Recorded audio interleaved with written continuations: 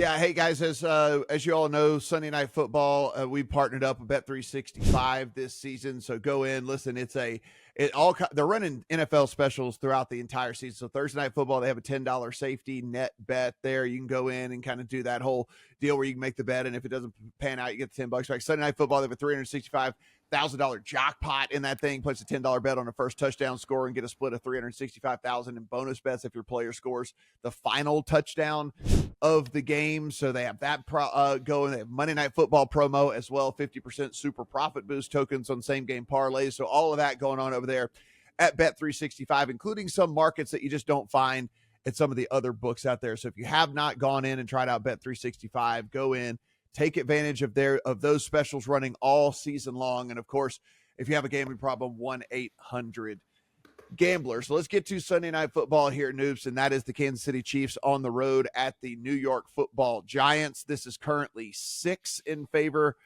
of Kansas City on the road over the Giants. 45 is the prevailing total, though you can find a 45.5 out there if you're looking to play the under. It is the 0-2 Kansas City Chiefs. It is the Kansas City Chiefs that I'm going to go ahead and say it. They're good, but they're not the Kansas City Chiefs of old. And now that could change middle of the season when you get Rashee Rice back and you get a healthy Xavier Worthy, and maybe they start limiting snaps for Travis Kelce because he's got a case of the olds and all of that. And I don't know, maybe you trade for a running back or figure out something, because right now Pacheco doesn't look like it, all of that. But today, as we sit here and as we look at this version of the Kansas City Chiefs, I can't imagine myself running and having to lay 6 points on the road, even if it is against the Giants. Absolutely. And, it's hard to say that there's a must-win game in week 3. I already told you the Texans have to win. The Chiefs have to win this game. If they don't get this win here at New York, they come home to play Baltimore. Then they go to Jacksonville, come home to play Detroit. I mean, those are 3 really tough games in a row there. They do get to host the Raiders, but then Washington, Buffalo, Denver might be possibly good at that point. Indianapolis, the schedule doesn't soften up until the late end of the season, and it might just be too late at that point. I sort of joked in our little notes file we share before doing these shows, this might be the worst game of the week. You've got a New York Giants team that really all Russell Wilson can do is check the ball down or throw moon balls. I don't think this Spagnuolo defense is really going to be too worried about some of those deep passes. As much as it's not as good as the defense we've seen in past years, they're still good at keeping everything in front of them. So I don't understand how the Giants are really going to be able to move the ball without getting lucky on some big plays here. At the same time, like you hit on, this Chiefs offense is nowhere near as good as it's been in the past couple years. I mean, Andy Reid, still one of the best coaches in the NFL, absolutely has changed the way football teams play offense during his career, but he is going to need to dig deep down into his bag of tricks to figure out what to do with a team that's, again, missing their most electric player on offense in Xavier Worthy, that needs to find a way to limit what Travis Kelce is doing, because, I mean, he's even struggling to block at this point. Forget about going out running routes and finding a way to get open. I mean, he's letting guys go by and hit Mahomes here, and that can't stand. So at some point, I think we'll see less of him, more of Noah Gray, maybe even some more of Robert Tonyan, who's a pretty solid blocker, but it's a must-win game for Kansas City. I lean towards the Chiefs. That was why this line was at 5.5. At 6, it just screams stay away from me. 6 points, we think of that as one score. That's a 2-score win for the Chiefs. The way the Chiefs are playing offense, 6 points is a 2-score victory. And I struggle to see how Kansas City does it. Now, I think they win their game. I'm pretty sure of that, but I'm not using the Chiefs in Survivor. I'm not going to bet on them. It's just a mess here. And from a Giants perspective, too, in the same way this is a tough week for Caleb Williams, I wonder if maybe this is the last time we see Russell Wilson. If he comes out, gets beat up, has a real tough game, we could be throwing darts next week. Yeah, I'm looking here at a Giants team that we were really – the one thing we were confident about in this Giants team was, hey, they're going to get pressure on the quarterback. They're too talented on the defensive line to not get pressure on the quarterback. Well, we enter week number 3, small sample size, but they're 24th in the NFL in pressure rate on the quarterback.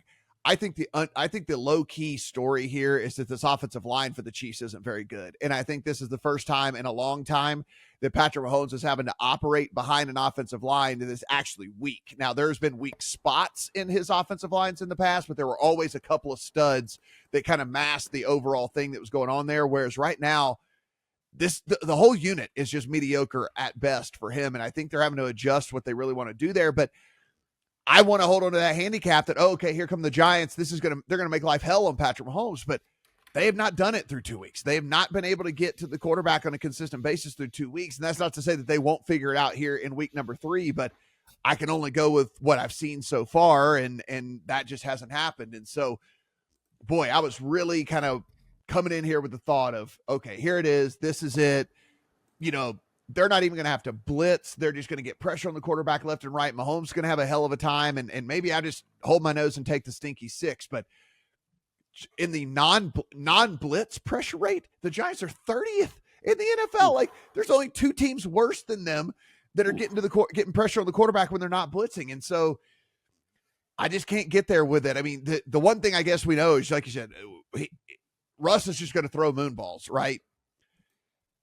Malik Neighbors, 24.5 is his long reception number. It is they're low percentage balls, right? That being said, he's going to get 4 to 5 opportunities to make a 25-yard catch in this game. Like that is going to happen. And so can he go 20% on these moon balls that Russ is going to huck up to him? Maybe that's an angle here from a prop perspective to play too, just given the propensity for what Russ likes to do. Yeah, I liked that call quite a bit. It was something where as I was watching the Cowboys game last week, I was disappointed I didn't just round robin every Giants' longest reception over, given the way he was playing. So I like that. I would add Wan'Dale Robinson to your list. He has been Russell Wilson's favorite target, I think even more so than Neighbors if you start to look at the snap counts and targets and things. And Robinson's been spectacular, caught a couple long balls as well. So I love that angle. And you do have me thinking about the Giants a little bit. Again, maybe this is the game where the Giants defensive line, which is supposed to be pretty good, again, with Brian Burns, with Dexter Lawrence, with Abdul Carter. At some point, they should be able to generate pressure. Maybe this is the opportunity they were waiting for at home against a bad Kansas City offensive line. I just continue to feel worse and worse about the Chiefs the more we talk about this. I mean, it's going to be an interesting game because, boy, the Chiefs go to New York and lose that one. It could be all but over for their hopes in that division for sure. Absolutely. So it's interesting that we're talking about the Chiefs in that light here in week number 3, but that's where we stand in the NFL. Guys, if you have not done so already, go ahead and hit that subscribe button. It is absolutely free. Keeps us bringing this content to you here on the channel without a dollar out of your pocket. So appreciate that. Let us know in the comment section if there's anything that you agree with, disagree with, whatever. Let us know how you are playing some of these games as well. Noops, it's kind of stepping up for some of these teams' time right now. I mean, it's crazy to say that we're talking about some of these teams having to get a win in week number 3, but boy, you dig yourself a massive, massive hole in the NFL with all the parity. Sometimes it's just very hard to dig out of. It's a short season. There is only so little time, and we forget about that because the field's long, right? We're waiting every week. There's only 17 opportunities to win, and if you give up 3 of them, it's really tough to bounce back. So the Texans, you got to win this week. The Chiefs, you got to win this week, and there's probably even a couple other teams in there. Things can get ugly real quick. So some big moments even here in week 3. He is Noops. I am Matt. Good luck on all your week 3 bets. Bet $5, get $300 in bonus bets, win or lose, with Bet365 Sportsbook. Gambling problem? Call 1-800-GAMBLER, 21 plus only. T&Cs apply, in app only.